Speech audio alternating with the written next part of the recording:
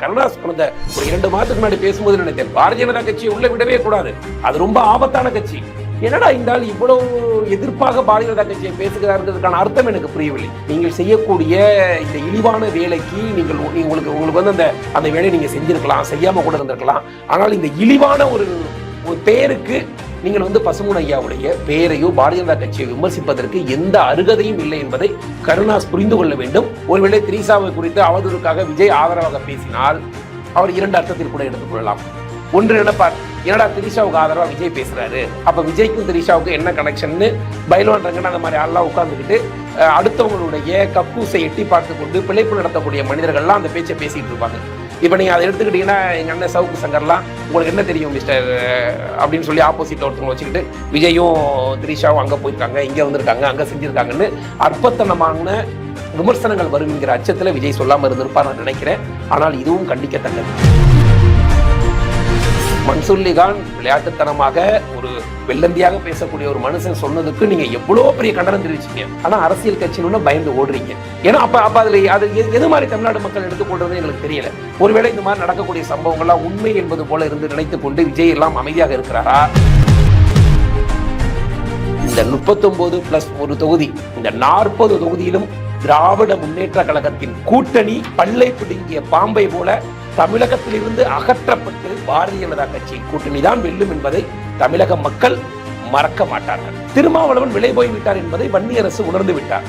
எனக்கு தெரிந்து விடுதலை சிறுத்தைகள் கட்சி அண்ணா திராவிட கூட்டணியில் கூட இருக்கலாம். ஆனால் அது திருமாவளவன் விடுதலை சிறுத்தை கட்சியா அல்லது வன்னிய அரசின் விடுதலை சிறுத்தை கட்சியா என்பதை போக போக பார்த்தால்தான் தெரியும்.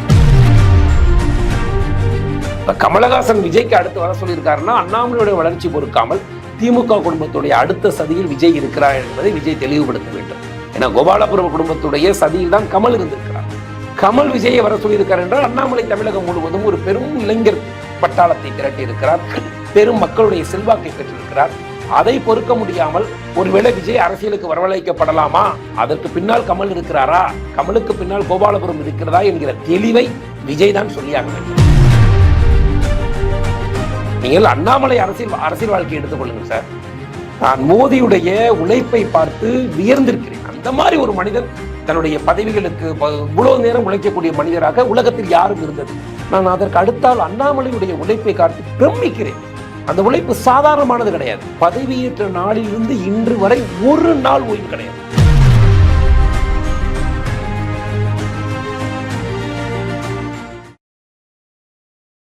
டிஎன் நியூஸ் 24 டிஜிட்டல் நேயர்களுக்கு அன்பு வணக்கம். இன்றைய நேர்காணலில் நம்முடன் இணைந்திருப்பவர் டிஎஸ் பாண்டியராஜ், மாநில செயலாளர் ஓபிசி அணி. வணக்கம் சார். வணக்கம் சார். இப்போ த்ரிஷா பத்தி பார்த்தீங்கன்னா அதிமுக முன்னாள் பிரமுகர் ஒருத்தர் வந்து பேசிட்டு இருக்காரு, சர்ச்சையா இருக்கு. அவரும் வந்து மன்னிப்புலாம் கேட்டிருக்காரு சார், உங்களோட கருத்து என்ன? இல்ல, த்ரிஷாவை குறித்து பேசியது என்பது ஒரு நடிகை இல்லை, ஒரு பெண்ணை குறித்து அவதூறாக பேசுவது என்பது மிகவும் கண்டிக்கத்தக்கது. ஒரு நடிகை என்பதால் மட்டும் எல்லாவற்றிற்கும் விலை கொடுத்து வாங்கிவிடலாம் அப்படின்னு நினைக்கக்கூடிய இந்த திராவிட கட்சியினுடைய கருத்து ரொம்ப அபத்தமானது. அது அவர்களுடைய தொழில், அதில் நேர்மையாகவும் அவங்க தொழில் சார்ந்து இருக்கிறாங்க. அவங்கள மேலே வந்து ஒரு வளர்ந்து வந்த ஒரு நடிகை, மக்களிடம் ஒரு நன்மதிப்பில் இருக்கக்கூடிய ஒரு நடிகை, அவங்கள மேலே அவதூறு சொல்கிறதுங்கிறது ரொம்ப மிகவும் மோசமான ஒரு மலிவான விமர்சனம். என்னை பொறுத்தவரை பெண்கள் குறித்தா பேசுகிற எல்லா விமர்சனமுமே மலிவானது, அசிங்கமானது. அது அந்த திராவிட கட்சிகளுடைய காலமாக இருக்கக்கூடிய கொள்கை. அது எப்போதுமே இருக்கக்கூடிய கொள்கையாக தான் இருக்கிறது. அண்ணாதுரை காலத்திலிருந்து, கலைஞர் காலத்திலிருந்து, இப்போது இது அண்ணா திராவிட முன்னேற்ற கழகத்தில் இருக்கக்கூடிய ஒன்றிய செயலாளர் வரைக்கும் இந்த விஷயத்தை பேசுகிறாங்க. அவர் வெறும் ஒன்றிய செயலராக மட்டும் நாம் பார்க்க முடியாது. அவர் சேலம் என்கிற ஒரு மிகப்பெரிய எடப்பாடி ஐயாவுடைய மாவட்ட செயலராக அவர் இருந்த பகுதியுடைய ஒன்றிய செயலாளர். இதில் எந்தெந்த மாதிரியான விஷயங்கள்லாம் தமிழ்நாட்டில் பூம் செய்யப்படுகிறதுனா, மக்களுடைய அறியாமையை எந்த அளவிற்கு பயன்படுத்திக் கொள்கிறார்கள் இந்த மீடியா. த்ரிஷா குறித்து பேசிய செய்தி பெரிதானது, த்ரிஷாவை தவறாக பேசிவிட்டார்கள், அவதூறு என்பது பெரிதானது. அதற்கு அந்த ஒன்றிய செயலாளர் வந்து மன்னிப்பு கேட்கிறார். அவர் பேசி இந்த தவறு மன்னிப்பு கேட்பது நியாயம். அதற்கு முன்னால் ஒரு குற்றச்சாட்டை கடந்த 3 நாட்களுக்கு முன்னால் அவர் சொன்னார். அந்த குற்றச்சாட்டு என்னன்னா, இந்த எம்எல்ஏவாக இருந்த வெங்கடாசலம் என்பவர் என்னிடம் வந்து வேலை வாங்கி தருவதாக நான் சில பேர்கிட்ட பணம் வாங்கி அவர்கிட்ட கொடுத்துருக்கேன். என்னுடைய பணம் 50 லட்சம் ரூபாய் வரைக்கும் மோசடி செய்திருக்கிறாரு. இந்த மோசடி நான் எவ்வளவோ தடவை போய் பேசினாலும் கூட, எடப்பாடி ஐயா கிட்ட போய் கேட்டாலும் கூட எனக்கான தொகையை தரல அப்படின்னு அவர் ஒரு வழியின் உச்சத்தில் அவருக்கு பணம் கொடுத்த 10 பேர் அவங்களை காயப்படுத்தியிருக்கலாம். அந்த வேதனையில் அவர் பேசுகிறார். அந்த செய்தியை தமிழகம் முழுவதும் மறைத்து விட்டு குற்றம் சுமத்தியவரை கட்சியை விட்டு நீக்காமல், குற்றம் சாட்டப்பட்டவரை குற்றம் சுமத்தியவரை கட்சியை விட்டு நீக்கிவிட்டு அதற்கு பிறகு அவர் ஒரு விரக்தியில் ஒரு பேட்டி கொடுக்கிறார். இதுதான் இதில் நடந்த உண்மை. இப்போ த்ரீஷா அவர்கள் இதில் இந்த அவதூறுக்கு நாம் கண்டிப்பாக சட்டப்பூர்வமான நடவடிக்கை எடுப்பேன்னு சொல்லியிருக்காங்க. ஆனால் இதற்கு முன்னால் யாரை வைத்து நாங்கள் த்ரீஷாவெல்லாம் கனெக்ட் பண்ணோம், நடிகைகளெல்லாம் கொண்டு வந்தோம்னா கருணாஸ் தான் அந்த வேலையை செய்தார். அதில் கருணாஸ் பற்றியும் பேசுகிறார்கள். த்ரீஷாவை பற்றி பேசியவர்கள் கருணாஸை அதுக்கு மேலே பேசியிருக்கணும். கருணாஸ் இதற்கான விளக்கம் என்னென்னா, இது மாதிரியான செய்திகள் பல செய்தி கருணாஸ் மேலே உலாவுறது. பசுமன் முத்துராமலிங்க தேவர் ஐயாவை புகைப்படத்தை பயன்படுத்துவதற்கே ஒரு அருகதை வேண்டும். அந்த சமூக மக்களுக்கு நான் தலைவனாக காட்டிக்கொண்டு ஒரு முறை சட்டமன்ற உறுப்பினராகவும் இருந்துவிட்டு நீங்கள் மாமா வேலை பார்ப்பதாக உங்களை அடுத்தவர் சொல்லும் அளவிற்கு நீங்கள் நடந்து கொண்டது, இதற்கான மன்னிப்பை நீங்கள் அந்த சமுதாய மக்களிடம் முதல்ல நீங்கள் மன்னிப்பு கேட்கணும். பசுமன் முத்துராமலிங்க தேவர் ஐயாவுடைய பின்பற்றக்கூடிய அனைத்து சமூக மக்களிடம் மன்னிப்பு கேட்க வேண்டும். இன்னைக்கு கூட அவருக்கு பிறந்த நாள் நினைக்கிறேன், நீண்ட ஆயுளோடு இருக்கட்டும். ஆனால் ஒரு சமூகத்தை வைத்து, ஒரு சாதியை வைத்து பிழைத்து கொண்டு அந்த சமூக மக்களை அவமானம் வரக்கூடிய செய்திகளில் இனிமேல் எந்த சினிமா நடிகரும் ஈடுபடக்கூடாது. அதே சமயத்தில் நல்ல நல்ல தலைவர்கள் எல்லாம் முக்குளத்தூர் சமூகத்தின் தலைவர்களாக இருக்கிறார்கள். திருமாறன் போன்ற தேசியத்தை பாராட்டக்கூடிய தலைவர்கள் எல்லாம் இருக்கிறாங்க. அந்த தலைவர்கள் பின்னால் போய் நம்ம நிற்கிறதுக்கு கூச்சப்படுறோம். ஆனால் யாரோ ஒரு சினிமா நடிகர், அவர் கிறிஸ்துவ மதம் மாறியக்கூடிய ஒருவர், நான் எப்பயோ பிறந்தப்ப நம்ம குலத்தோர் சமூகம் சொன்ன ஒரு பின்னாடி நம்ம நின்று சட்டமன்ற உறுப்பினராக ஆக்கும்போது நம்முடைய பார்வை எந்த அளவுக்கு இருக்கிறது, நம்ம எந்த அளவிற்கு தவறுதலாக இருக்கிறோங்கிறதா சிந்திக்கணும். மக்கள் தான் இதிலிருந்து விழிப்பு நிலைக்கு வரணும். சினிமாக்காரன் பின்னாடி போகிறது, யாரோ ஒருத்தர் சாதிக்கு பின்னாடி அவங்க பேருக்கு பின்னாடி தன்னுடைய தேவைக்கு சாதியை பயன்படுத்தினா அவன தலைவன் நினைக்கிறத விட, நமக்காக உழைக்கக்கூடிய, நம்ம பிள்ளைகளுடைய எதிர்காலத்திற்காக பணியாற்றக்கூடிய, நம்மளிருந்து இருக்கக்கூடிய ஒருவரை தலைவராக நினைச்சிங்கன்னா இந்த மாதிரியான அவதூறு அசிங்கமான தலைவர்கள், நம்மளுடைய சாதிக்கு பெயரை கெட்ட பெயர் படுத்தக்கூடிய தலைவர்கள் உருவாக மாட்டாங்கிறது என்னுடைய கருத்து. ஏன்னா கருணாஸ் பேசுகிறார். நான் கருணாஸ் கடந்த ஒரு 2 மாதத்துக்கு முன்னாடி பேசும்போது நினைத்தேன், பாரதிய ஜனதா கட்சியை உள்ள விடவே கூடாது, அது ரொம்ப ஆபத்தான கட்சி. என்னடா இந்த ஆள் இவ்வளவு எதிர்ப்பாக பாரதிய ஜனதா கட்சியை பேசுகிறாருங்கிறதுக்கான அர்த்தம் எனக்கு புரியவில்லை. தேசியமும் தெய்வீகம்ங்கிற கொள்கை பசுமன் ஐயாவுடைய கொள்கை. அந்த தேசியமும் தெய்வீகம்ங்கிற கொள்கை நரேந்திர மோடி ஐயாவுடைய கொள்கை. தேசியமும் தெய்வீகம்ங்கிற கொள்கை அண்ணாமலையுடைய கொள்கை. தேசியமும் தெய்வீகமும் என்பது பாரதிய ஜனதா கட்சியோட கொள்கை. அந்த கொள்கைக்கு எதிராக நீ பேசுகிறீன்னா நீங்கள் செய்யக்கூடிய இந்த இழிவான வேலைக்கு உங்களுக்கு அந்த வேலையை நீங்கள் செஞ்சிருக்கலாம், செய்யாமல் கூட இருந்திருக்கலாம். ஆனால் இந்த இழிவான ஒரு பெயருக்கு நீங்கள் பசுமன் ஐயாவுடைய பெயரையோ பாரதிய ஜனதா கட்சியை விமர்சிப்பதற்கு எந்த அருகதையும் இல்லை என்பதை கருணாஸ் புரிந்து கொள்ள வேண்டும்.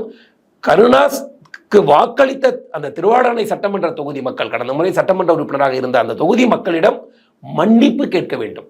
இதுதான் என்னுடைய கருத்து, மன்னிப்பு கேட்கணும். ஏன்னா டாக்டர் சேதுராமன் போன்று உயர்ந்த மனிதர்கள் எல்லாம் சமூகத்தின் தலைவர்களாக இருக்கிறார்கள். அவர்களுக்கெல்லாம் கிடைக்காத வாய்ப்பை இந்த சினிமா வெளிச்சத்தில் அந்த மக்கள்கிட்ட காட்டுறோம்.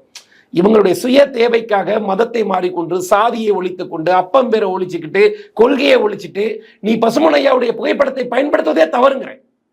அதுவே அசிங்கம், அதுவே இழுக்கு. இதை ஒரு கண்டனமாக, இது ஒரு வன்மையான கண்டனமாக அந்த மக்களின் சார்பாக நான் தெரிவித்துக் கொள்கிறேன். Okay sir. திரிஷா பத்தி பேசுனது பார்த்தீங்கன்னா பல்வேறு விதமாக இணையத்தெல்லாம் பேசப்பட்டுச்சு சார். சினிமா வட்டாரங்களும் பார்த்தீங்கன்னா ஆதரவுலாம் கொடுத்தாங்க நடிகர் சங்கம் சார்பில். இந்த விஜய் மீது ஒரு குற்றச்சாட்டு வந்துட்டே இருக்கு சார். ஏன்னா அவர் நடிகரை தாண்டி இப்போ அரசியல் கட்சியில் இருக்கார், அவரெல்லாம் பேசலாமே அப்படின்றது ஒரு விமர்சனமாக இருக்குது. உங்களோட கருத்து இல்லை, அவங்க சினிமாக்காரர்கள் எப்போதும் தன்னோடு இருப்பவர்களை காப்பாற்றக்கூடிய அளவிற்கு தகுதி முதல்ல கிடையாது.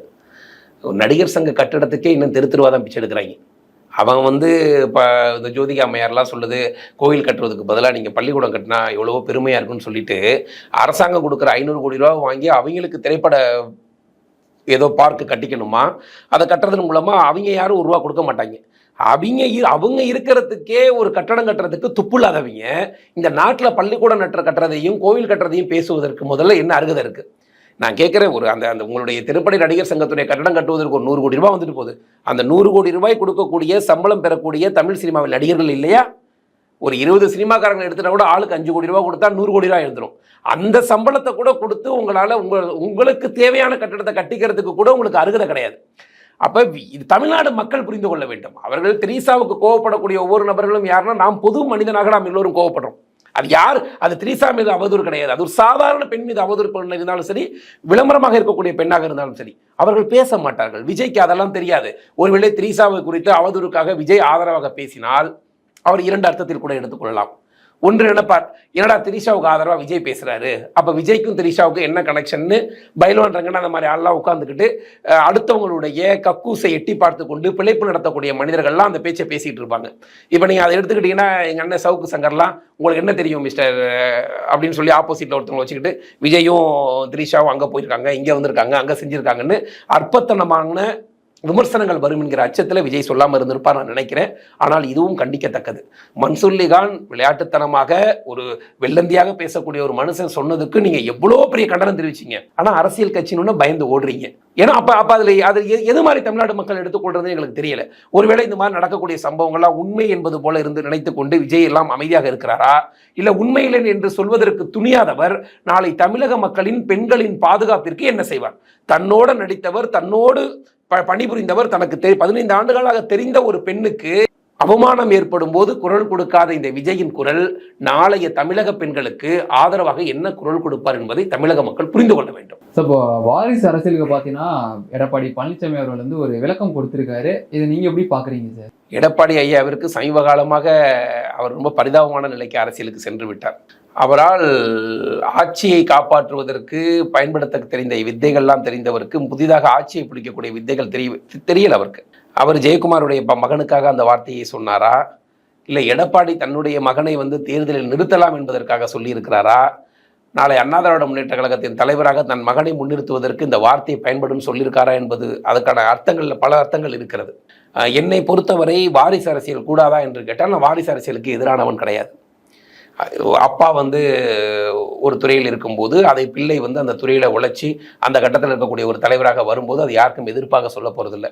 ஆனால் வாரிசு என்கிற அடிப்படையில் தலைவராகும் போது தான் அது பெரிய வேதனையாக இருக்கிறது. இப்போ நாங்கள் வாரிசு அரசியல் ஓபிஎஸ் உடைய மகன் வந்து உங்கள் கட்சியில் கூட தான் இருக்காரு, உங்களுடைய ஆதரவில் தான் இருக்காரு, பாராளுமன்ற உறுப்பினராக இருக்கிறாரே, பூனமகாஜானம் அம்மையார் பாராளுமன்ற உறுப்பினராக இருக்கிறாரு, அவர் போல நீங்கள் இருக்கலாமான்னு திமுக பேசுவாங்க.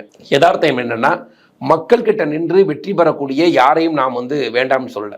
அதில் உதயநிதி கூட வெற்றி தான் பெற்றார். அதுக்காக நாங்கள் எந்த விதமாக உதயநிதி ஏன் எலெக்ஷன் நினைக்கிறாரு, மக்கள் ஓட்டு போடுறாங்க, நிற்கிறாரு, ஜெயிக்கிறாரு, அந்த வாரிசு அரசியலுக்கு எதிரான கட்சியாக பாரதிய ஜனதா கட்சியுடைய சிந்தனை இல்லை. ஆனால் வாரிசு என்கிற அடிப்படையால் எம்எல்ஏ ஆன 13 நாளில் மந்திரி ஆகிறது, அப்புறம் துணை முதலமைச்சராக முயற்சி பண்ணுறது, அப்புறம் திமுகவுக்கே தலைவராக முயற்சி பண்ணுகிறது, அந்த நடைமுறைக்கு தான் நாம் எதிராக நிற்கிறோம். நீங்கள் உழைச்சு வாங்க, உழைத்து மக்களுடைய ஆதரவு இருந்தால் யார் வேண்டுமானாலும் வெல்லலாம். எடப்பாடியை பொறுத்தவரை அவர் எந்த அர்த்தத்தில் சொல்கிறார் என்றால் எதிர்காலத்தில் அவருடைய மகனை எதுவும் அண்ணா திராவிட முன்னேற்ற கழகத்தில் மிதுனை எதுவும் கொண்டு வந்து ஒரு பெரிய பதவிக்கு அமர வைக்க ஆசைப்படுகிறார் என்று நினைக்கிறோம். ஆனால் நிச்சயமாக அப்படி ஏதாவது கனவுகள் அண்ணன் ஜெயக்குமார் அவர்களுக்கும் சொல்வதுதான், வாரிசு அரசியலை வந்து திராவிட கட்சிகள் ஒழிக்குதோ இல்லையோ, இந்த முறை தமிழ்நாடு மக்கள் வாரிசாக நிற்கக்கூடிய அத்தனை பாராளுமன்ற உறுப்பினர்களையும் தோற்கடிக்க தயாராகிவிட்டார்கள் என்பதை எடப்பாடியும் புரிந்து கொள்ள வேண்டும், திமுகவும் புரிந்து கொள்ள வேண்டும். திமுக ஆட்சிக்கு வந்து பார்த்தீங்கன்னா 3 ஆண்டு வந்து நிறைவடைய போகிறது. இதில் வந்து பல சிக்கல்கள்லாம் செஞ்சுருக்காங்க. அதை தாண்டி பார்த்தீங்கன்னா இந்த நாடாளுமன்ற தேர்தலில் 40 தொகுதியில் நாம தான் வெற்றி போகிறோம் அப்படின்ற பணிகள்லாம் செஞ்சுட்டு வராங்களே, இதை எப்படி பார்க்குறீங்க? திராவிட முன்னேற்ற கழகம் 3 ஆண்டு கால சாதனை என்பது தமிழகத்துக்கு வேதனை. ஆட்சிக்கு வந்த உடனேயே குழந்தைக்கு உள்ள தாய்ப்பாலின் விலையை உயர்த்துவது போல ஒரு கடினமான ஒரு முடிவை பால் விலை உயர்வின் மூலமாக அடிப்படை ஏழை மக்களுடைய வயிற்றில் அடித்தார்கள். தாய்மார்களுடைய அந்த குழந்தைகளுடைய விஷயத்தில் அடித்தாங்க. இதை தமிழ்நாடு மக்கள் யாரும் மறக்கலை, மன்னிக்கலை. அடுத்து பேருந்து கட்டணம், அவர்கள் ஏற்றிய ஆம்னி பஸ் கட்டணம் என்பதை தமிழ்நாட்டில் இருக்கக்கூடிய எந்த இளைஞர் கூட்டமும் மறக்காது.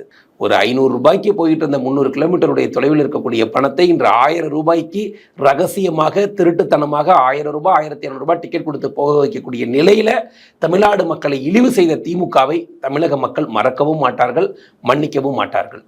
அதற்கடுத்தாப்புல அண்ணா திராவிட முன்னேற்ற கழகமும் திமுகவும் சேர்ந்து கொண்டு கிளாம்பாக்கத்திலே நடு ரோட்டிலே மக்களை நிப்பாற்றியது, நடு இரவிலே பிள்ளைகள் தவிர்த்தது, நடு இரவிலே தாய்மார்கள் அழுததை இந்த தமிழ்நாடு மக்கள் மறக்கவும் மாட்டார்கள், மன்னிக்கவும் மாட்டார்கள். அதற்கு பிறகு வெள்ள நிவாரணத்திலே வீடிலிருந்து ஹெலிகாப்டரில் உணவு வருமா என்று காத்திருக்கக்கூடிய நிலைக்கு தள்ளிய இந்த திமுகவை தமிழக மக்கள் மறக்கவும் மாட்டார்கள், மன்னிக்கவும் மாட்டார்கள். நீட் ரகசியம் என்னிடம்தான் இருக்கிறது என்று பொய் சொல்லி வாக்குகள் பெற்ற உதயநிதி அவர்கள் அந்த நீட் ரகசியத்துக்கு விளக்கு இல்லாமல், அதற்கு விளக்கம் சொல்ல முடியாமல் குப்பையில் போடக்கூடிய கையெழுத்தை வாங்கி தமிழக மக்களையும் அரசு பள்ளியிலே படிக்கக்கூடிய மாணவர்களுடைய எதிர்காலத்தை சீர்குலைக்கக்கூடிய நடவடிக்கையில் ஈடுபட்டதையும் ஒரு காலமும் தமிழக மாணவர்களும் சரி, தமிழக பெற்றோர்களும் சரி மறக்கவும் மாட்டார்கள், இந்த திமுகவை மன்னிக்கவும் மாட்டார்கள். அறநிலைத்துறை என்கிற பெயரிலே தமிழகத்தில் இருக்கக்கூடிய கோவில் சொத்துக்களை கபலீகரம் செய்வது, உண்டியல் பணத்தை திருடுவது, மாற்று மதத்தினரை அந்த அறநிலைத்துறை அதிகாரிகளாக பணியாற்ற வைப்பது, பெரிய பெரிய புண்ணிய ஸ்தலங்களில் எல்லாம் போய் பிரியாணி சாப்பிடக்கூடிய ஆட்களை உள்ளே நுழைப்பது என்று எங்களுடைய தெய்வங்களுக்கு எதிரான, எங்களுடைய கோயில்களுக்கு எதிரான, எங்களுடைய கலாச்சாரத்துக்கு எதிரான, எங்களுடைய பண்பாட்டுக்கு எதிரான இந்த திமுகவின் 3 ஆண்டு செயலை கடவுளே நினைத்தாலும் மறக்கவும் மாட்டார், மன்னிக்கவும் மாட்டார். இந்த 39+1 தொகுதி, இந்த 40 தொகுதியிலும் திராவிட முன்னேற்ற கழகத்தின் கூட்டணி பல்லை பிடுங்கிய பாம்பை போல தமிழகத்திலிருந்து அகற்றப்பட்டு பாரதிய ஜனதா கட்சியின் கூட்டணி தான் வெல்லும் என்பதை தமிழக மக்கள் மறக்க மாட்டார்கள். சார், கூட்டணி தான் பார்த்தீங்கன்னா இப்போ திமுக பொறுத்த வரைக்கும் செட் ஆயிடுச்சு அப்படின்னு நினச்சிட்டு இருந்தேன் சார். ஆனால் இப்போ விசிக கட்சி துணை பொதுச் செயலாளர் வன்னியரசு என்ன சொல்றாருன்னா, காங்கிரஸ் கட்சி வந்து எத்தனை தொகுதியில் வந்து டெபாசிட் இழக்கும் அப்படின்னு தெரியாது, அப்படின்னு பொறுத்திருந்து பார்க்கலாம் அப்படின்ற மாதிரிலாம் பதிவிட்டு வராரு சார். என்ன பிரச்சனை ஆரம்பிச்சிருச்சிங்களா கூட்டணியில? அதாவது இந்த பிரச்சனை காங்கிரசுக்கும் விடுதலை சிறுத்தைகள் கட்சிக்குமான பிரச்சனையாக நான் பார்க்கவில்லை. சகோதரர் வன்னியரசிற்கும் திருமாவளவனுக்கும் ஏற்படக்கூடிய பிரச்சனையாகத்தான் இதை நான் பார்க்கிறேன். கூட்டணியில் எத்தனை இடங்கள் கொடுத்தாலும் சரி, நாற்காலி இல்லாமல் இருந்தாலும் சரி, கைகட்டி கொண்டு நின்றாவது இத்தாலி அடிமையாக இருப்பதில் தான் திருமாவளவன் பெருமையாக இருக்கிறார். அதில் மாற்று கருத்து எதுவும் கூட்டணி எதுவும் மாற மாட்டார். அதில் நான் உறுதியாக இருக்கிறேன். வன்னியரசுடைய பேச்சு திடீரென்று வருவதற்கான காரணம் என்னவென்றால், அதன் அடிப்படை அர்ஜுன் ரெட்டி என்கிற ஒரு பொது சமூகத்தில் இருக்கக்கூடிய ஒரு மனிதனுக்காக பொது தொகுதியில் சீட் கேட்பதை வன்னியரசு ஏற்றுக்கொள்ளவில்லை. இது எனக்கு அங்கே இருக்கக்கூடிய சுற்றி இருக்கக்கூடிய நபர்களிடம் அவர் என்ன பேசிக்கொள்வார் என்பது கூட எனக்கு தெரியும். ஏனென்றால் கடந்த முறை விக்ரமனை திருமாவளவனுடைய கட்சியிலே சேர்த்து விக்ரமன் பெரிய லெவலில் விளம்பரமாவதை வன்னியரசு ஏற்றுக்கொள்ளவில்லை. இது உண்மையான கருத்து. வன்னியரசுடைய பார்வை என்னவென்றால், நாம் பட்டியல் மக்களுக்காக கட்சி துவங்கி இருக்கிறோம், பட்டியல் மக்களுடைய ஆதரவுகளோடு தான் நம்ம கட்சி நடத்த வேண்டும், அவர்களுக்கு செய்ய வேண்டியதே இன்னும் நிறைய இருக்கிறது. இதை தாண்டி நாம் ஏதோ ஒரு தேவைகளுக்காக, ஏதோ ஒரு பொருளாதார தேவைகளுக்காக, ஏதோ இன்றைய தேவைகளுக்காக நம் கொள்கையை கைவிடுவதற்கு அவர் எதிர்பார்க்கிறார். நான் அதில் மாற்று கருத்து சொல்லலை. திருமாவளவன் விலை போய்விட்டார் என்பதை வன்னியரசு உணர்ந்து விட்டார். எனக்கு தெரிந்து விடுதலை சிறுத்தைகள் கட்சி அண்ணா திராவிட கூட்டணியில் கூட இருக்கலாம். ஆனால் அது திருமாவளவன் விடுதலை சிறுத்தை கட்சியா அல்லது வன்னியரசின் விடுதலை சிறுத்தை கட்சியா என்பதை போக போக பார்த்தால்தான் தெரியும். அப்புறம் காங்கிரஸ் என்றால் டெபாசிட் இருக்காது அப்படின்பது மனசாட்சி இருக்கக்கூடிய தமிழகத்தில் இருக்கக்கூடிய அத்தனை மனிதர்களுக்கும் தெரியும், காங்கிரசுக்கே தெரியும். அதில் ஒன்று மாற்று கருத்து கிடையாது. காங்கிரஸில் இருக்கக்கூடிய வெற்றி பெற்ற இப்போது மாநில தலைவராக இருக்கக்கூடிய செல்வம் பெருந்தகையார்கிட்ட கேட்டிங்கன்னா கூட அவர் என்ன சொல்லுவார்னா, காங்கிரஸ் டெபாசிட் வாங்குமா, உங்கள் இத்தாலி சோனியா மேல சத்தியம் பண்ணி சொல்லுங்கன்னா, நிச்சயமாக தனித்து நின்றால் டெபாசிட் வாங்காது, கூட்டணி நின்றாலும் தோற்றுவிடும் என்கிற யதார்த்தம் காங்கிரஸில் இருக்கக்கூடிய நபர்களுக்கே தெரியும். இது தமிழ்நாட்டில் இருக்கக்கூடிய மக்களுக்கே தெரியும், தமிழகத்தில் இருக்கக்கூடிய ஊடகவியலாளருக்கும் தெரியும். அது மு.க. ஸ்டாலின் ஐயாவுக்கு தெரியறதுனால தான் உங்களுக்கு 9-10 சீட்லாம் தர முடியாது, ஒரு 4-5 சீட்டு தர்றோம், எங்கேயோ நின்றுக்கங்க அப்படிங்கிற மாதிரி ஒரு செட்டப் பண்றாரு. அதனால அந்த கருத்து உண்மையானதுதான். அது வன்னியரசுடைய கருத்து அல்ல, தமிழக மக்களுடைய கருத்து. ஸோ பாஜக தலைவர் அண்ணாமலை அவர்கள் சொல்றாரு 400 தொகுதியில் பாஜக வந்து வெற்றி பெறும் அப்படின்றாங்க. ஆனா அங்க காங்கிரஸ் தலைவர் கார்கே சொல்றாரு 100 தொகுதியில் கூட பாஜக வெற்றி பெறாதுன்னு. உங்களோட கருத்து என்ன சார்? பாரதிய ஜனதா கட்சி 100 தொகுதியில் கூட வெற்றி பெறாது. அது மல்லிகார்ஜுனுடைய கருத்து கொஞ்சம் உண்மைதான். அவர் என்ன நினைக்கிறாருன்னா, 534 தொகுதி இருக்கிற இடங்களில் 100 தொகுதியில் பாரதிய ஜனதா கட்சி வெற்றி பெறாது அப்படிங்கிற அர்த்தத்தில் அதை நாங்கள் எடுத்துக்கிறோம். அவர் 100 தொகுதியில் வெற்றி பெற சொல்வது உண்மைதான். நாங்கள் 400க்கு மேல் ஜெயிக்க வேண்டும் என்று நினைக்கிறோம், 500க்கு மேல் ஜெயிக்க வேண்டும் என்று பாரத பிரதமர் சொல்லலை. 400க்கு மேலே ஜெயிக்கணும். முதல் முறையாக ஆட்சி அமைக்கும் போது சொன்னாங்க, மெஜாரிட்டி கிடைக்காது, இவங்கெல்லாம் என்ன ஆட்சி செய்வாங்கன்னு கேட்டாங்க. 283க்கு மேலான சீட்டை பிடிச்சி ஆட்சியில் அமர்ந்திருந்தோம். அதற்கு பிறகு சொன்னாங்க, இந்த தடவையும் மெஜாரிட்டி கிடைக்காது, மீண்டும்லாம் மோடி வர மாட்டார், எங்களுடைய கூட்டணி அரசு தான் நடக்கும்னு காத்திருந்தாங்க காங்கிரஸை பொறுத்த வரைக்கும் இலவு காத்து கிளியாக மாறிவிட்டார்கள்.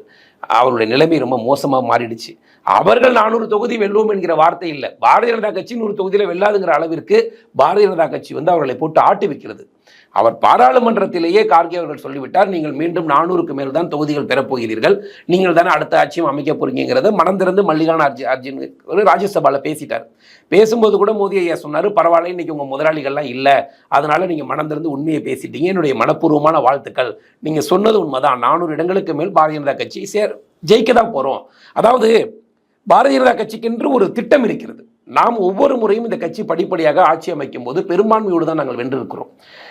இப்போ கூட பார்த்தீங்கன்னா கமல்நாத் போன்ற மிகப்பெரிய காங்கிரஸில் இருந்து தலைவர்கள் கூட பாரதிய ஜனதா கட்சி நோக்கி வருகிறார்கள். காரணம் என்னவென்றால், இனிமேல் இந்த தேசத்தை பாரதிய ஜனதா கட்சி தான் காப்பாற்ற முடியும், காங்கிரஸ் எந்த காலத்திலும் ஆட்சிக்கு வர முடியாது என்பதுதான் அங்கே இருக்கக்கூடிய சீனியராக இருந்தாலும் சரி, அங்கே இருக்கக்கூடிய ஜூனியர்ஸாக இருந்தாலும் சரி. மகாராஷ்டிராவுடைய அசோக் சவான் முன்னாள் முதலமைச்சர் வருகிறார், கட்சியில் வந்து இணைகிறாரு. இந்த மாதிரி பெரிய பெரிய தலைவர்கள் எல்லாம் பாரதிய ஜனதா கட்சி பின்னால் தான் இருக்க விரும்புகிறார்கள். இன்னும் சொல்கிறேன், தமிழகத்தில் காங்கிரஸில் இருக்கக்கூடிய 2-3 நபர்கள் கூட பாரதிய ஜனதா கட்சிக்கு மாறுவார்கள். அதற்கான வாய்ப்பும் இருக்கிறது. காரணம் ஒன்னே ஒன்றுதான், வெல்ல போற கட்சி பாரதிய ஜனதா கட்சி. அதே மாதிரி எந்த ஒரு தனி மனிதருக்கு விரோதமான, எதிரான, தனி மனிதனுக்கான அரசியலுக்கான எதிரான கட்சி பாரதிய ஜனதா கட்சி கிடையாது. எல்லாரும் கேட்குறாங்க, நீங்க காங்கிரஸ்ல இருந்து கூட்டி கொண்டாந்து சேர்த்து வச்சிட்டீங்கன்னா இது காங்கிரஸ் 2.0 தானே இருக்கணும். அது கொள்கை கிடையாது.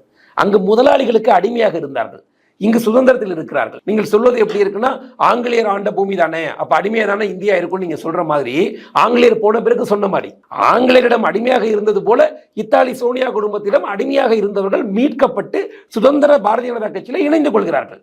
இதில் மாற்று கருத்து கிடையாது. மக்களிடம் நல்ல பெயர் இருப்பவர்கள் எங்கிருந்தால் என்ன, அவர்களுக்கு மக்கள் அவர்கள் பின்னால் இருக்கிறார்கள், கட்சி அவர்களுக்கு பின்னால் இருக்கிறது. அவர்களுடைய 1000 ஊழல்களுக்கு பின்னால் அந்த கட்சி இருந்திருக்கு, கட்சியின் தலைமை இருந்திருக்கு. தலைமையினால் தொண்டன் அப்படி இருந்திருக்கான். பாரதிய ஜனதா கட்சி வந்து அப்படி எதையும் செய்ய முடியாது, அதுக்கான எந்த வாய்ப்பும் கிடையாது. எல்லோரும் நினைப்பது ஒன்றே ஒன்றுதான், நாம் இவ்வளவு காலம் செய்த காங்கிரஸில் செய்த பாவத்திற்கு புண்ணியமாக பாரதிய ஜனதா கட்சியில் இணைந்து இந்த மக்களுக்கு தொன்றாட்ட வேண்டும் என்று நினைக்கிறார்கள். அதனால் 400 இடங்களுக்கு மேல் உறுதியாக பாரதிய ஜனதா கட்சி பிடிக்க போயிருக்கு. சார், இப்போ காங்கிரஸ் தலைவர் பார்த்தீங்கன்னா செல்வ பெருந்தகை சொல்லியிருக்காரு, பாஜக வந்து மக்களை பிரித்து பார்க்கிறது அப்படின்றாரு, ஜனநாயகத்தை வந்து குழி தோண்டி புதைக்கிறது அப்படின்லாம் பேசியிருக்காரு. சார், உங்களோட கருத்து என்ன இருக்கு? மதிப்புமிகு செல்வ பெருந்தகை அவர்களுக்கு காங்கிரசின் மாநில தலைவராக ஆனதுக்கு என்னுடைய மனமார்ந்த வாழ்த்துக்கள். நீண்ட காலம் இந்த கட்சியிலே பணியாற்ற வேண்டும், ஒரு உயர்ந்த இடத்திலே ஒரு பட்டியல் வகுப்பை சார்ந்த ஒரு மனிதர் வந்திருப்பது பாராட்டத்தக்கது. ஒரு தேவைக்காக போட்டிருந்தாலும் கூட சரியான நேரத்தில் அவங்க கட்சியில் அவங்க தலைவராக போட்டிருக்காங்க. பாரதிய ஜனதா கட்சி எல்லாரையும் பிரிக்க பார்க்கிறது என்று சொல்கிறார். செல்வ பெருந்தகையிடம் கேட்கக்கூடிய கேள்வி ஒன்றே ஒன்றுதான், பாரதிய ஜனதா கட்சிக்கும் காங்கிரஸுக்கும் இருக்கக்கூடிய வித்தியாசம் என்னவென்று. நீண்ட காலமாக தமிழிசை சவுந்தரராஜன் ஐயா அம்மா அவர்கள் தமிழகத்தின் தலைவராக இருந்தார். தமிழ்நாடு மக்களும் இதை நன்கு தெரிந்து கொள்ள வேண்டும். தலைவராக இருந்த பின்பு ஓராண்டு காலம் தலைவர் இல்லாமல் இருந்தது. அந்த தலைவர் பதவிக்கு பலர் தனக்கு கிடைக்கும் என்ற ஆவலோடு வேலை செய்தோம், அது மாற்று கருத்து எதுவும் கிடையாது. அதற்கு பின்னால் பட்டியல் வகுப்பை சார்ந்த எல் முருகன் ஐயா அவர்களுக்கு அந்த தலைவர் பதவி கிடைத்தது. எல் முருகன் ஐயா பதவி கிடைத்த போது விமான நிலையத்திற்கு அவர் வருவதற்கு ஒரு 6 மணி நேரத்திற்கு முன்னால் தான் அவருக்கு அந்த தலைவர் பதவி கிடைக்கப் போகிறதுங்கிற தகவலே இங்கே இருக்கக்கூடிய கட்சிக்காரர்களுக்கு தெரியும். எல்லோரும் போல டிவியை பார்த்து தெரிந்து கொண்டோம். ஆனால் அவர் தலைவர் பதவி கிடைத்த உடனேயே ஐயா பொன் ராதாகிருஷ்ணன் ஐயாவாக இருக்கட்டும், இல கணேசன் ஐயாவாக இருக்கட்டும், சிபி ராதாகிருஷ்ணன் ஐயாவாக இருக்கட்டும், கட்சி ராஜா ஐயாவாக இருக்கட்டும், கட்சியுடைய அமைப்பு பொதுச் செயலர் கேசவன் ஐயாவாக இருக்கட்டும், இவர்கள் எல்லோரும் ஒன்று சேர்ந்து பாரதிய ஜனதா கட்சியுடைய லட்சக்கணக்கான தொண்டர்கள் புடை சொல்ல அந்த மேஜையிலே அமர வைக்கப்பட்டு அந்த பதவியில் அழகு பார்த்தவர்கள் பாரதிய ஜனதா கட்சியுடைய தலைவர்கள். நான் கேட்பது செல்வ பெருந்தகையிடம் ஒன்றே ஒன்றுதான், உங்கள் மனசாட்சி திறந்து செல்லுங்கள். நீங்கள் ஒரு பட்டியல் வகுப்பை சார்ந்தவர் காங்கிரஸுக்கு தலைவரானுங்கிற என்கிற காரணத்தில் தானே உங்கள் காங்கிரஸ் கட்சியில் இருக்கக்கூடிய அனைத்து தலைவர்களும் உங்களுக்கு வாழ்த்து தெரிவிக்கவில்லை. எத்தனை தலைவர்கள் உங்களை வந்து சந்தித்தார்கள், எத்தனை தொண்டர்கள் உங்களை வந்து சந்தித்தார்கள், எத்தனை பேர் உங்களுக்கு பூங்கொத்து கொடுத்தார்கள். இப்போ இருக்கக்கூடிய பாராளுமன்ற உறுப்பினர்கள் இருக்கக்கூடிய இந்த 9 பேரும் 8 பேரும் உங்களை வந்து சந்தித்தார்களா, இல்லை முன்னாள் தலைவர்களாக இருந்த KS அழகிரி உங்களுக்கு வாழ்த்து தெரிவித்தாரா, இல்லை காங்கிரஸ் கட்சியிலே இருந்திருக்கக்கூடிய தொண்டர்கள் தான் உங்களுக்கு வாழ்த்து தெரிவிக்க வந்தார்களா? எது சாதி பிரிவினையை பார்க்கிறது, எது ஜனநாயகத்திற்கு எதிராக இருக்கிறது, எந்த கட்சி அந்த அடிப்படையில் செயல்படுகிறது என்பதை செல்வ பெருந்தகை உணர்ந்து கொள்ள வேண்டும், தமிழக மக்களும் உணர்ந்து கொள்ள வேண்டும். அவர் நினைச்சுக்கிட்டு இருக்காரு, உண்மையிலேயே அவருக்கு எந்த ஆதரவும் இல்லை. இவர் எப்படி வந்தார்னு கால் நூற்றாண்டு அரை நூற்றாண்டுகளாக கொண்டு வச்சு கொண்டிருந்த காங்கிரஸிலேயே சாதி பின்புலமாக இருக்கக்கூடிய தலைவர்கள் எல்லோரும் செல்வ பெருந்தகைக்கு ஆதரவாக இல்லை. இதுதான் உண்மை. அதனால அவர் வந்து மத ரீதியாக சாதி ரீதியாக பாஜக பிரிக்கிறது என்றெல்லாம் நீங்கள் பேச வேண்டாம்.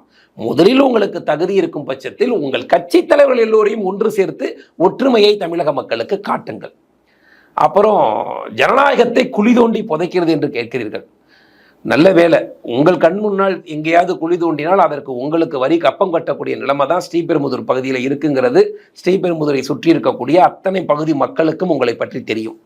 இதுக்கும் குழி தோண்டி புதைப்பதற்கு நீங்கள் ஏதாவது கட்டிங் கிடைக்குமா நினைச்சிங்கன்னா இது கிடைக்காது.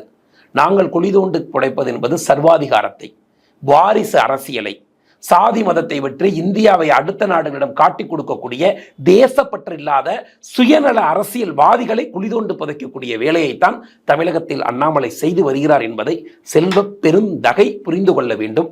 அதற்கு முன்னால் நீங்கள் நம்ம தலைவர் செந்தில் பாலாஜியை விட அவராது 5 கட்சி செந்தில் பாலாஜி என்று எங்கள் தலைவர் சொன்னார், அமாவாசை என்று. நீங்கள் 6 கட்சி அளவிற்கு போயிட்டு வந்து இந்த பதவியை பெற்றிருக்கிறீர்கள். உங்களுடைய சாதுரியத்திற்கும் சாமர்த்தியத்திற்கும் எங்களுடைய வாழ்த்துக்கள். செந்தில் பாலாஜி நிலைக்கு நீங்கள் போகாமல் நியாயமான கோரிக்கைகளோடு பட்டியல் மக்களுக்கு உண்மையாக பணியாற்றி அந்த மக்களை காங்கிரஸில் வளர்த்தெடுக்கக்கூடிய வேலையை நீங்கள் செய்ய வேண்டும் என்கிறதை ஒரு பாரதிய ஜனதா கட்சியின் தொண்டனாக கேட்டுக்கொள்கிறேன். சார், இன்னைக்கு கமல்ஹாசன் பார்த்தீங்கன்னா கூட்டணி தொடர்பாக அறிவிக்கிறதா சொன்னார். ஆனால் ஆலோசனை பண்ணிட்டு இருக்கோம், சரியான நேரத்தில் அறிவிக்கிறேன்னு சொல்லியிருக்காரு. ஆனால் விஜய் அரசியலுக்கு வந்தது பார்த்தீங்கன்னா நான் அழைப்பு எடுத்தது தான் வந்த மாதிரிலாம் சொல்லிட்டு இருக்காரு. சார், இவங்களோட பார்வை என்ன சார்? கமலை அரசியலுக்கு வர சொன்னது திமுக குடும்பம். சூப்பர் ஸ்டார் ரஜினிகாந்த் ஐயா அவர்கள் கட்சி துவங்க போகிறார். அவர் கட்சி துவங்கினால் தமிழகத்தில் திமுகவிற்கான வாக்கு வங்கி குறையும், நமக்கு ஆட்சி கிடைக்காமல் போகலாம். அதில் ஏதாவது ஒரு 2% மக்களை குழப்ப முடியுமான்னு கமலை ஏதோ ஒரு பணம் கொடுத்து கமலை துவங்க சொன்னார்கள். அவரும் துவங்கினார், நின்றார். மீண்டும் அந்த குடும்பத்திடமே சரணடைந்து தன் கட்சியையும் தனக்காக செலவு செய்த சில 100 பேரை பிச்சைக்காரன் ஆக்கிட்டு வழக்கம் போல தாம் படமெடுத்த தயாரிப்பாளர் எந்த நிலைக்கு போவார்களோ அது மாதிரி தன்னை நம்பி வந்தவர்களையும் அந்த தயாரிப்பாளர்கள் போல நடுத்தெருவில் விட்டுட்டு கோபாலபுரத்தில் வியாபாரம் செஞ்சுட்டு 2-3 படத்தை எடுத்து அவர் கடன்களை அடைத்து கொண்டு தப்பித்து விட்டார். இப்போ கமலஹாசன் விஜய்க்கு அடுத்து வர சொல்லியிருக்காருன்னா அண்ணாமலையுடைய வளர்ச்சி பொறுக்காமல் திமுக குடும்பத்துடைய அடுத்த சதியில் விஜய் இருக்கிறார் என்பதை விஜய் தெளிவுபடுத்த வேண்டும். ஏன்னா கோபாலபுரம் குடும்பத்துடைய சதியில் தான் கமல் இருந்திருக்கிறார். கமல் விஜயை வர சொல்லியிருக்கார் என்றால் அண்ணாமலை தமிழகம் முழுவதும் ஒரு பெரும் இளைஞர் பட்டாளத்தை திரட்டி இருக்கிறார், பெரும் மக்களுடைய செல்வாக்கை பெற்றிருக்கிறார். அதை பொறுக்க முடியாமல் ஒருவேளை விஜய் அரசியலுக்கு வரவழைக்கப்படலாமா, அதற்கு பின்னால் கமல் இருக்கிறாரா, கமலுக்கு பின்னால் கோபாலபுரம் இருக்கிறதா என்கிற தெளிவை விஜய் தான் சொல்லியாக வேண்டும். ஓகே சார், இல்லை அவர் என்ன சொல்றாருன்னா முழு நேர அரசியல் பணியில் வந்து யாருமே ஈடுபடுறதில்லை. விஜய் வந்து முழு நேர அரசியல் பணி இருப்பார்னா அவரோட பாணி அது, அவரோட தோற்றம் அது. நான் வந்துட்டு இப்போ கவிதைலாம் எழுத முடியாது வைரமுத்து போல, நான் வந்து ஒரு பார்ட் டைம் தான் அப்படின்றத அவரே ஒத்துக்கிறாரு இல்லை சார்? அதாவது முழு நேர அரசியல் பகுதி நேர அரசியல்வாதிகள்லாம் ஒன்றும் கிடையாது. இதில் என்ன முழு நேரமாக? கமலஹாசன் சொன்ன வார்த்தை கூட அவர் கொள்கையின் அடிப்படையில் தப்பு. நீங்கள் தேர்தலுக்கு மட்டும் வந்து நின்னா போதும், அப்போ மக்கள் ஓட்டு போட்டால் நீங்கள் சட்டமன்ற உறுப்பினரானால் ஜெயிப்பீங்க, ஜெயிச்சு மக்களுக்கு வேலை செய்வீங்க. அப்போ உங்களை நம்பி 1%, 2% வாக்கு போடுறான்ல, ஒரு 1000 பேர் உங்களை நம்பினாலும் 1000 பேரோட நம்பிக்கை தானே நீங்கள். அப்போ அந்த 1000 பேருக்கு ஒரு அடிப்படையான வேலை செய்யறதுக்காக நீங்கள் நேரம் கொடுக்கணும்ல. உங்களை நம்பி தானே வாக்கு போட்டிருக்கான். கமலஹாசனுக்கு வானதி அம்மாவை விட குறைந்தபட்ச வாக்குகளை பெற்று தோல்வி அடைந்தார். தோல்வி அடைந்தது விஷயம் கிடையாது. அவரை நம்பி ஒரு 50,000 வாக்குகள் 40,000 வாக்குகள் விழுந்திருக்கு.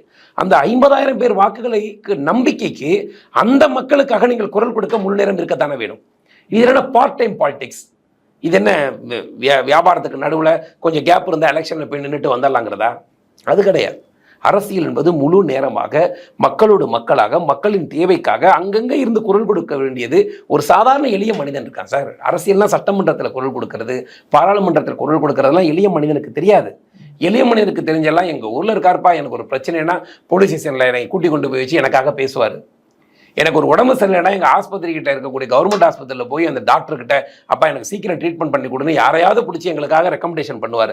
ஒரு பள்ளிக்கூடத்தில் எங்கள் பிள்ளைக்கு ஒரு சீட்டு கிடைக்கலனா அந்த பள்ளிக்கூடத்தில் கொண்டு போய் யாரையாவது அவருடைய தொடர்புகளை வச்சு கொண்டு அந்த பிள்ளையை கொண்டு போய் சேர்ப்பார். இதற்குத்தான் அடிப்படையாக அரசியல்வாதியை மக்கள் நாடுகிறார்கள். நீ தேர்தலில் மட்டும் நின்றுட்டு டாட்டா காட்டிட்டு போகிறதுக்கு இது நான் சினிமா ஷூட்டிங்கா? அப்படிப்பட்ட அரசியலை செய்ய முடியாது என்பதை விஜய் முடிவு செய்திருக்கிறார். அதற்கு எங்களுடைய வாழ்த்துக்கள். நீங்கள் அண்ணாமலை அரசியல் வாழ்க்கையை எடுத்துக்கொள்ளுங்கள் சார். நான் மோடியுடைய உழைப்பை பார்த்து வியர்ந்திருக்கிறேன். அந்த மாதிரி ஒரு மனிதன் தன்னுடைய பதவிகளுக்கு இவ்வளவு நேரம் உழைக்கக்கூடிய மனிதராக உலகத்தில் யாரும் இருந்ததில்லை. நான் அதற்கு அடுத்தால் அண்ணாமலையுடைய உழைப்பை பார்த்து பிரமிக்கிறேன். அந்த உழைப்பு சாதாரணமானது கிடையாது. நீங்கள் அவருடைய முகத்தை பாருங்க, அவருடைய உருவத்தை பாருங்க. அவ்வளவு காயங்களோடு, அவ்வளவு வேர்வையோடு, அவ்வளவு கண்ணீரோடு, கால்கள் தேய்ந்து போய் பதவியேற்ற நாளிலிருந்து இன்று வரை ஒரு நாள் ஓய்வு கிடையாது. அவர் ஒரு நாள் கூட ஓய்வெடுத்து நான் பார்த்ததே கிடையாது. தமிழக மக்கள் வேண்டுமானால் கூட அவருடைய சமூக வலைதளத்தில் போய் பாருங்க. ஒரு நாள் இரவு நேரங்களில் ஒரு 4 மணி நேரம் 5 மணி நேரம் தூங்குறார், அவ்வளவுதான். மற்றபடி 18-19 மணி நேரமும் இந்த தமிழ் சமூக மக்களுக்காக தான் வேலை செய்கிறார். இந்த பொதுமக்களுக்காக தான் நடக்கிறார். கட்சிக்காக வேலை செய்வது என்பது 2ஆம் பட்சம். இந்த மக்கள்ல நடக்கக்கூடிய சின்ன சின்ன திமுகவுடைய அட்டூழியங்களையும் அயோக்கியத்தனங்களையும் அடிப்படை மக்களுடைய குரலா இன்னைக்கு உழைச்சிக்கிட்டு இருக்கார் அண்ணாமலை. அதுதான் சார் அரசியல்வாதி என்பது. அவரை பார்த்து கொண்டுதான் நாங்க புரிஞ்சுக்கிறோம். அரசியல்னா இப்படிதான் இருக்கணும், இவ்வளவு உழைக்கணும், மக்கள்கிட்ட நம்பிக்கை பெறுவதற்காக இவ்வளவு நம்ம காயப்படணும், அப்பதான் நாம ஒரு தலைவனா வர முடியுங்கிறத எங்களை போன்ற அரசியலுக்கு அனுபவம் இல்லாமல் இருந்தால் கூட இவருடைய உழைப்பை பார்த்து முதல்ல மிரண்டு இருக்கிறோம். வெறும் காஸ்ட்லி வெள்ளை வேட்டி சட்டை போட்டுட்டு காரில் கண்ணாடி தூக்கி போட்டுக்கிட்டு என்னைக்காவது ஒரு நாள் கட்சி மீட்டிங் போகிறது, மக்களை பார்த்து ஓசியில் பிரியாணி கொடுக்கறதுன்னு இருக்கக்கூடிய அரசியல் களம் இனி வியர்வையின் ரத்தத்தை சிந்தக்கூடிய களமாக மாறிவிட்டது. அதை அண்ணாமலை மாற்றி இருக்கிறார். அந்த காலங்களில் விஜய் முழு நேரம் உழைக்க வேண்டும்.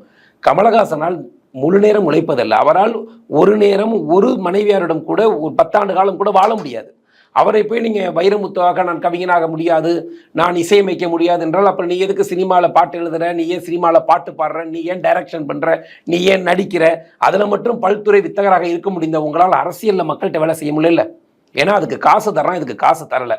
அப்போ கூலிக்கு மாரடிக்கக்கூடிய இந்த கூட்டங்களால் தமிழக மக்களின் உழைப்பையும் அவர்களுக்கு செய்யக்கூடிய அரசியல் தியாகத்தையும் புரிந்து கொள்ள முடியாது.